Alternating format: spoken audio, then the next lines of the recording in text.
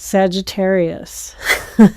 Welcome to Mary's Angel Tarot. This is a general reading for Sagittarius Sun, Moon, Rising, and Venus. Okay, Sagittarius, let's get started. You still flinch when you hear their name.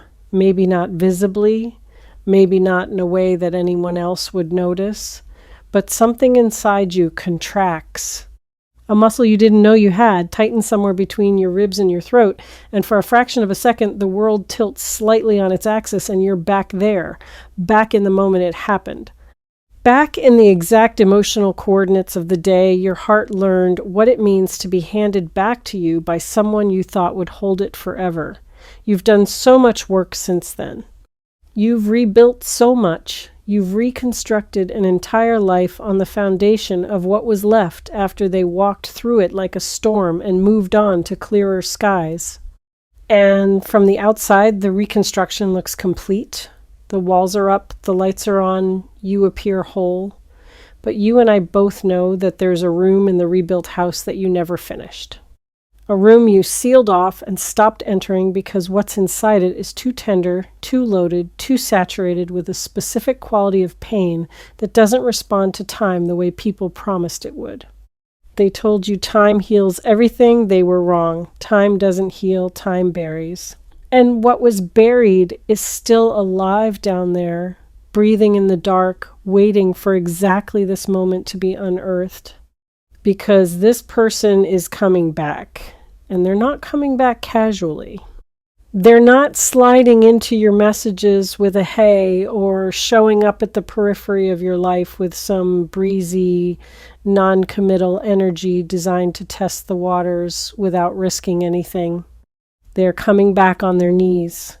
Spiritually, emotionally, and in every way that matters, they are approaching you from a position of total surrender. With an apology that has been building inside them for so long that it's changed the shape of their interior, with words they've practiced and discarded and practiced again because no version feels adequate.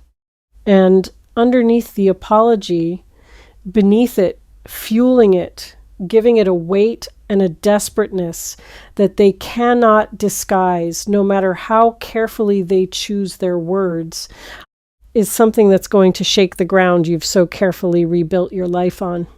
They're going to tell you they love you, not loved, love, present tense, active, alive, ongoing, a feeling that didn't end when they ended things. A feeling that has been running underneath their life like an underground river this entire time, invisible on the surface, but shaping the terrain above it in ways that neither of you could see until now. But before I talk about their return, I need to talk about what they did to you, because I think it's been minimized by them, by the people around you, maybe even by you yourself in the interest of moving on and being the bigger person and not giving the wound more power than it deserves. But the wound deserves acknowledgement, not to keep it open, to honor what you survived, because what happened to you was not a minor disappointment. It was not a normal breakup or a standard rejection or one of those unfortunate but ordinary relationship endings that people navigate every day and recover from on schedule. What happened to you was a specific kind of devastation that targets the deepest layer of a person's self-worth and detonates there in the place where you store your belief that you are lovable, that you are worthy of someone's choice, that the love you offer is valuable enough to be received and protected and chosen again and again, even when choosing is hard. They detonated that belief. And the explosion didn't just damage the relationship, it damaged your relationship with yourself. Because when someone you love rejects you, when someone who has seen you at your most open and your most vulnerable looks at all of that and decides it's not enough, or it's not what they want, or it's not worth the effort, the rejection doesn't land on the surface. It bypasses every defense you have and goes straight to the core, to the place where you keep the foundational assumptions about your own worth, and it rewrites them, not loudly, quietly, surgically, so that afterward you're walking around with a revised operating system that you didn't install and didn't consent to, an operating system that says things like, see, I told you, I knew this would happen. I knew that who I am isn't enough to make someone stay. And you've been running on that operating system ever since. You've been making decisions based on it, choosing partners based on it, holding back based on it. Loving at 70% instead of 100 because the last time you loved at 100, you got demolished and your system decided that the safest strategy was to never go all in again, to always keep something in reserve, to always maintain an emergency exit, to always love with one hand while the other hand grips the door frame, ready to catch yourself when the floor inevitably drops out. You've been calling that wisdom, calling it growth, calling it learning from your mistakes. But it's not wisdom, it's armor forged from wound. And the wound was inflicted by one specific person who is now, at this very moment, being crushed by the full, delayed, devastating weight of what they did. Let me tell you what happened to them. Because their story since the rejection is not the story you've been imagining. The narrative you've constructed, the one that helped you survive, is that they left and they were fine, that they moved on easily, that the thing that nearly destroyed you was, for them, a minor course correction, a brief discomfort, followed by relief, and then the resumption of a life that didn't particularly need you in it. That narrative was necessary. I understand why you built it, because the alternative, the idea that they left and also suffered, that they made this choice and immediately began drowning in the consequences of it, that possibility was too confusing and too painful to hold alongside your own devastation. If they suffered too, then the whole thing was pointless. If they suffered too, then why did they do it? The narrative of their indifference gave the rejection a logic, however cruel, that your mind could process. They left because they didn't care enough. Clean, simple, terrible, but at least coherent. The truth is not coherent. The truth is messy and contradictory and deeply, profoundly human in all the ways that make human behavior so maddening. The truth is that this person left you and was not fine, was never fine, was performing fine with such commitment and consistency that everyone around them, including you, bought the performance completely. But behind the curtain, behind the carefully maintained facade of someone who had made a clean break and moved on with their life, there was chaos. There was a person lying awake at 3 a.m. with your absence pressing on their chest like a physical weight. There was a person reaching for their phone to call you and then setting it down, and then reaching for it again, and then setting it down again. A cycle that repeated so many times it became a kind of ritual, a private liturgy of longing and cowardice performed nightly in the dark. They tried to replace you. I want to be honest about that because I think you deserve the full picture. And the full picture includes the parts that sting. They tried other people, other connections, other versions of the intimacy they walked away from. And every single attempt failed. Not dramatically, not in ways that made good stories or provided clear lessons. They failed in the quiet, devastating way that things fail when they're being compared to something incomparable. Every new person was measured against you, and every new person came up short, and the shortfall wasn't in their looks or their personality or their compatibility on paper. The shortfall was in the feeling. The specific, irreplicable, only happens once feeling that this person had with you and has never been able to find with anyone else. They kept looking for your frequency in other people's signals and finding static every time, without exception, until the searching itself became a kind of mourning. Each failed attempt a fresh reminder that what they had with you was not ordinary and could not be reconstructed with different materials. There's a particular moment that haunts them, And I want to describe it because I think it reveals something essential about the nature of their regret. It's not a dramatic moment. It's not the moment of the breakup or the rejection itself. It's a moment from before, a moment from the time when things were still good, still intact, still wrapped in the particular warmth that your connection generated when it was functioning at its best. A small moment, the kind that seems insignificant when it's happening but takes on enormous weight in retrospect. Maybe it was the way you looked at them across a room. Maybe it was something you said, something tender and unguarded, something that revealed the depth of your feeling in a way that should have made them grateful, but at the time made them feel something more complicated, something closer to fear.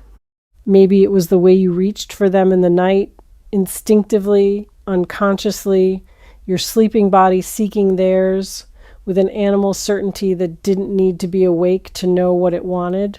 That moment plays on a loop in their memory.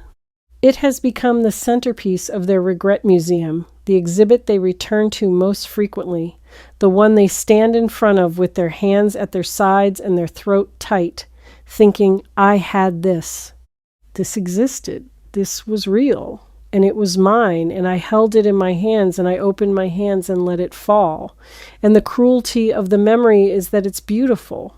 It would be easier if the haunting memory were a fight or a disappointment or evidence that things were already falling apart. But the memory is beautiful. It's evidence of something that was working.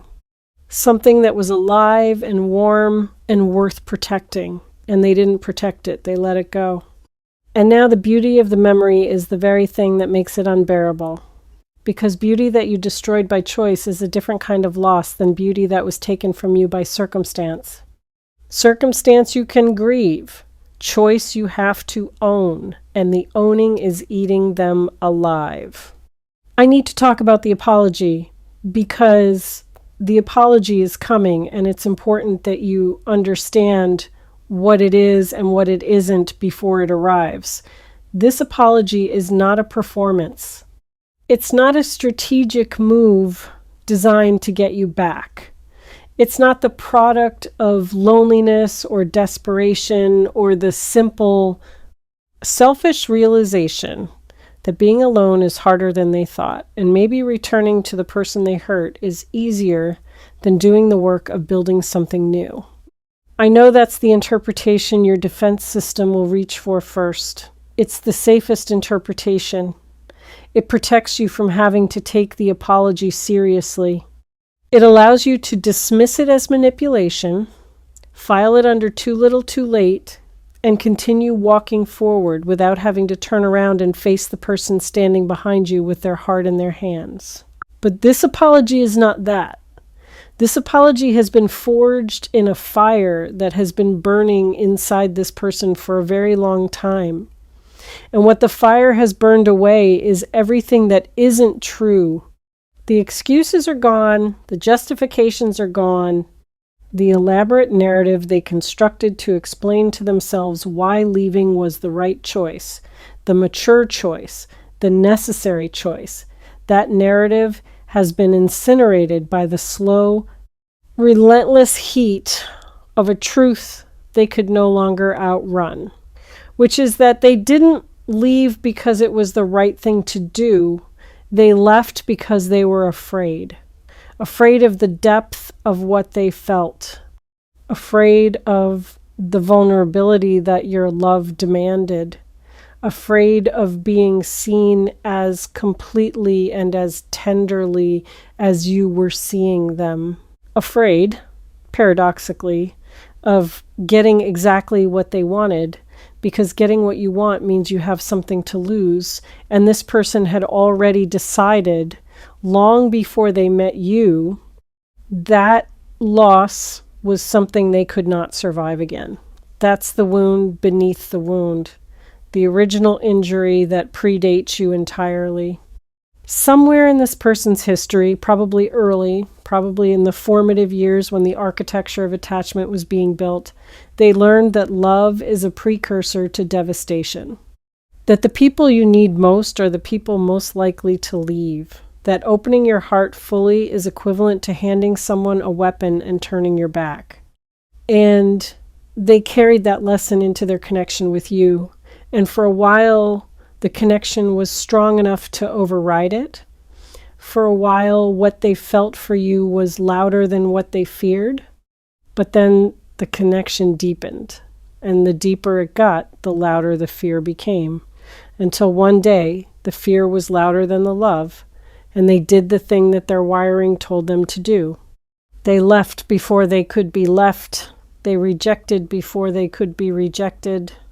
They preemptively destroyed the best thing in their life because their nervous system was convinced that its destruction was inevitable, and the only variable was whether they'd be the one holding the match or the one watching it burn. They chose to hold the match, and they have been burning ever since. The apology that's coming carries all of this in it, not as an excuse, as context. They're not going to say, I was scared, and expect that to be sufficient. They know it's not sufficient. They know that understanding why someone hurt you doesn't undo the hurt. They know that the most articulate explanation in the world doesn't unbruise the places that were bruised. What they're offering is not an explanation in lieu of accountability. It's an explanation alongside accountability. They are coming to you prepared to say, I did this, I chose this, I was wrong. Not I made a mistake, which implies accident. I was wrong, which implies agency. They are claiming full, unmitigated, undiluted ownership of a choice that they now recognize as the worst one they have ever made. And the ownership is not comfortable, and it's not elegant, and it's not going to be delivered with the smooth composure of someone who has processed their guilt and emerged neatly on the other side. It's going to be delivered with the raw, ragged energy of someone who is still in the middle of it, still burning, still sitting in the ashes of what they destroyed, turning the charred remains over in their hands, marveling at how something so precious could have been reduced to this by their own cowardice. And then comes the other part. The part that goes beyond apology into territory that neither of you has occupied before. The I love you. And this I love you is not a relic. It's not a nostalgic echo of a feeling that used to exist. It's a living, current, present tense declaration that is going to cost them everything they have left in terms of pride and self-protection and the carefully maintained illusion that they're fine without you. Because saying I love you to someone you rejected is not just an admission of feeling. It's an admission of error so total that it restructures your entire self-concept. It's saying I had the most important thing and I threw it away, and I've spent all this time pretending that was a reasonable decision, and it wasn't. It was the decision of a frightened person, and I'm still frightened, but I'm more frightened now of living the rest of my life without telling you that you are the single most significant thing that has ever happened to me. That's the weight of what's coming. And I don't say that to romanticize them or to position them as some kind of tragic hero. They're not a hero. They're a person who made a devastating choice and is now trying to gather the fragments. What makes this significant is not their pain, because their pain, while real, does not erase or outweigh yours. What makes this significant is the genuineness of the transformation, because this person has changed. Not in the superficial, I've been to therapy and now I use feeling words way that sometimes passes for growth. In the tectonic way. In the way that only happens when someone's entire belief system has been dismantled by the consequences of its own logic. They believed that leaving would protect them. It didn't. They believed that distance would diminish the feeling. It didn't. They believed that time would do what their willpower couldn't and gradually dissolve the bond. It didn't. Every assumption they held about love and self-preservation and the mathematics of emotional survival has been disproven by their lived experience. And what's left in the wake of all those failed assumptions is a person who has been stripped down to the studs.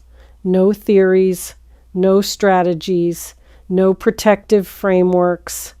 Just a human being standing in the rubble of their own defenses, finally willing to do the one thing they've never done, which is love without a safety net. I want to turn to you now because this is not just their story. This is yours. And your part of it is at least as complex and at least as important as theirs. Because you have to decide what to do with what's coming. And that decision is not going to be simple. It's not going to be a clean binary choice between forgiveness and refusal. It's going to be a layered, multi-dimensional reckoning with everything you felt and everything you've become since they left and everything you still carry that you haven't fully examined, because examining it meant going back into the room you sealed off, the room in the rebuilt house that you stopped entering because the pain in it was too specific and too alive. Here's what I want to say about that room. It's time to go back in. Not because they're coming back and you need to prepare, because you need what's in there regardless of what you decide about them. In that room are pieces of yourself that you abandoned along with the relationship. Not intentionally, reflexively. In the aftermath of the rejection, your psyche performed a kind of emergency surgery, cutting away everything associated with the pain, and some of what it cut away was actually healthy tissue. Parts of your capacity to trust, parts of your willingness to be fully seen, parts of your belief in the possibility of love that doesn't come with conditions or expiration dates. Those parts got sealed in the room along with the pain, and you've been living without them, functioning but incomplete, capable of connection but not the kind of connection that reaches all the way down. You've been loving from the neck up, intellectually, safely, with the deeper chambers of your heart locked and the key thrown into the room you won't enter. The approach of this person's apology is the universe's way of handing you back the key. Not so that you can unlock the door for them, so that you can unlock it for yourself, so that you can walk back into the place where your full capacity for love is stored and reclaim it. What you do with that reclaimed capacity, whether you direct it toward this person or toward someone entirely new or toward yourself in a way that doesn't involve romance at all, that's your choice. But the reclamation needs to happen regardless. Because you've been living at reduced capacity and the reduction was understandable and it was protective and it was necessary for a time, but the time is over. And the cost of continued reduction is becoming higher than the cost of reopening the room. There's a question living in you that you haven't asked out loud because asking it feels dangerous. The question is, what if they hurt me again? And underneath that question is a deeper one. Can I survive it a second time? And underneath that is the deepest one of all. Am I stupid for even considering this? That last question, the one about stupidity, is the one that I want to address most directly because it's the one doing the most damage. You are not stupid for still having feelings for someone who hurt you.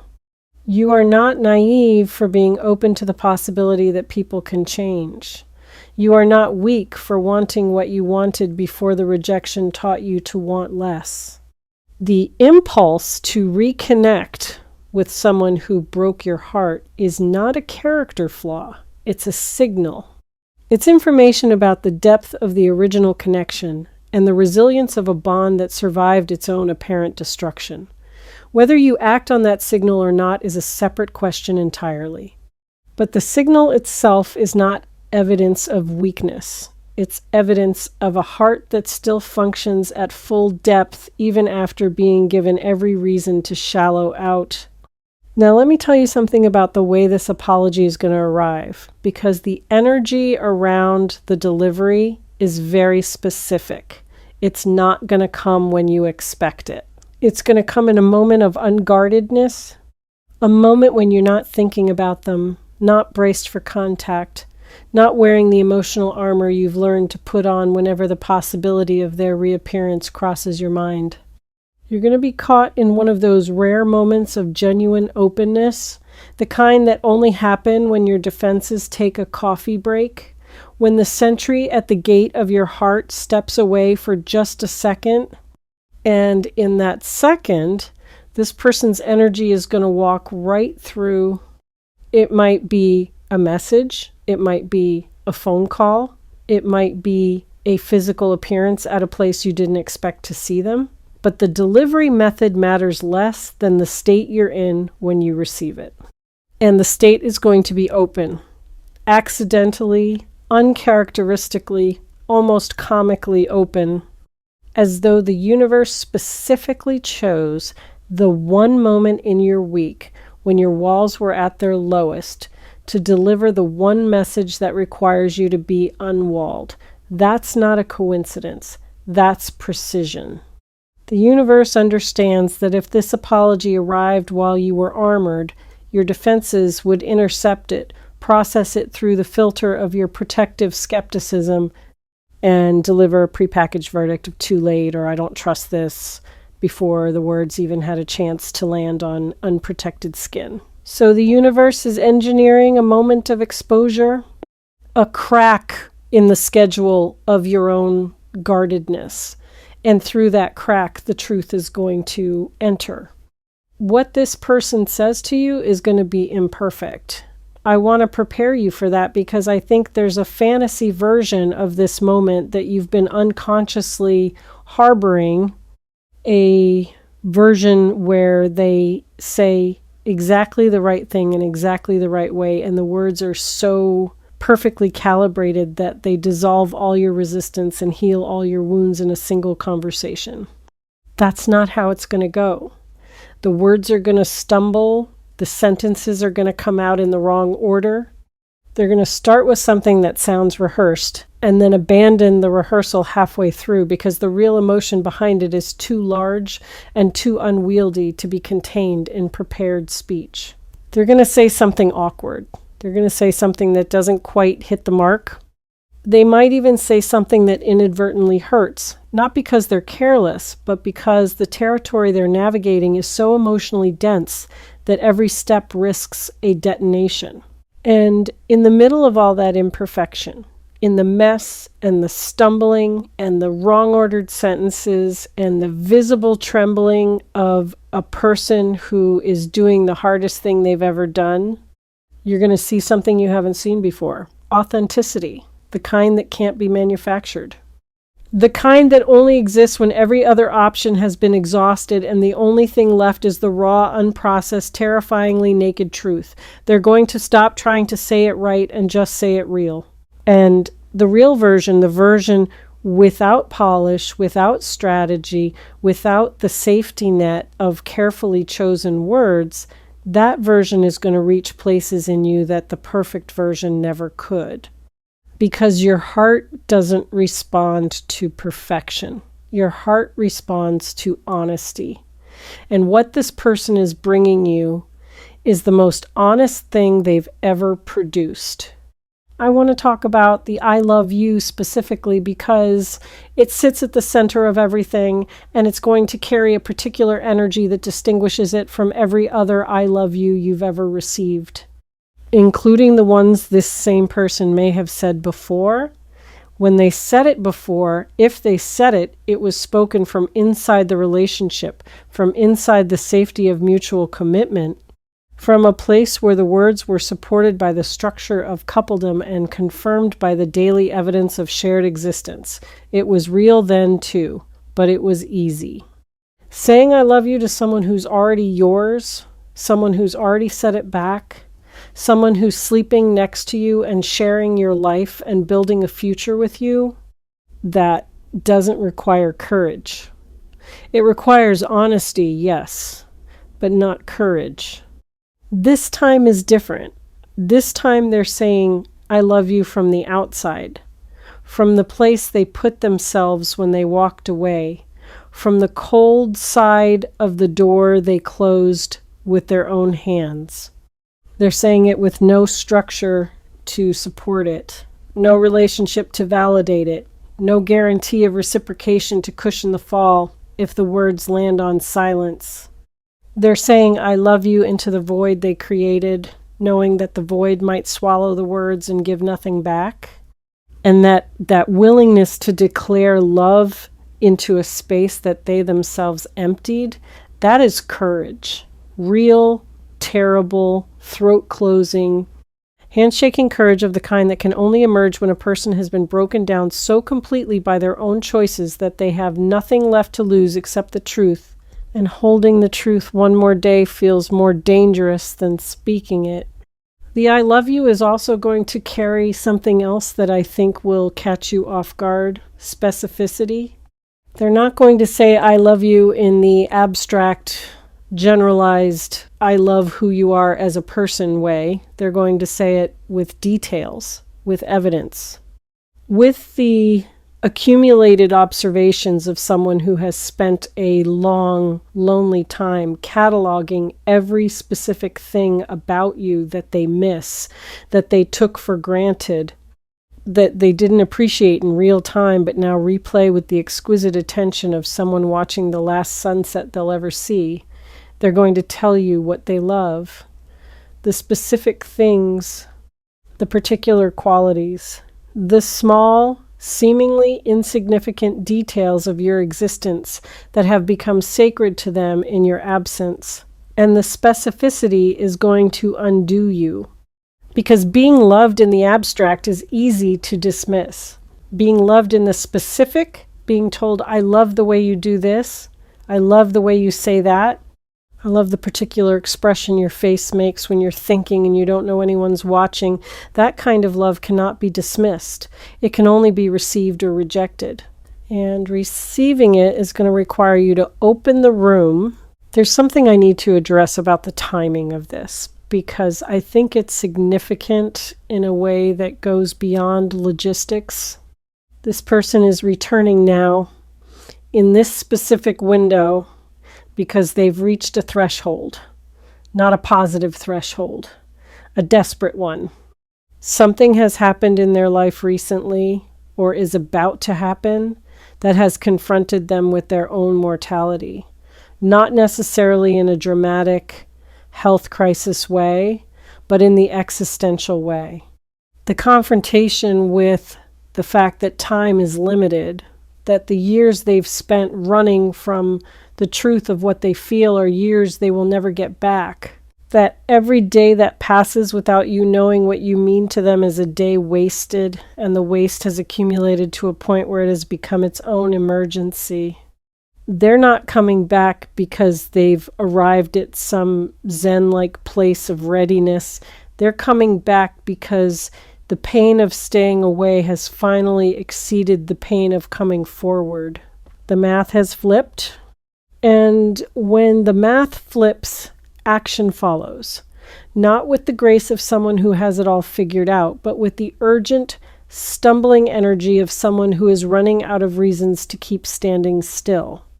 I want to talk now about what happens after the apology, after the I love you, after the words have landed and the dust has settled and you're standing there in the unguarded moment that the universe orchestrated, looking at this person who destroyed you and who is now standing in front of you, offering everything they once refused to give.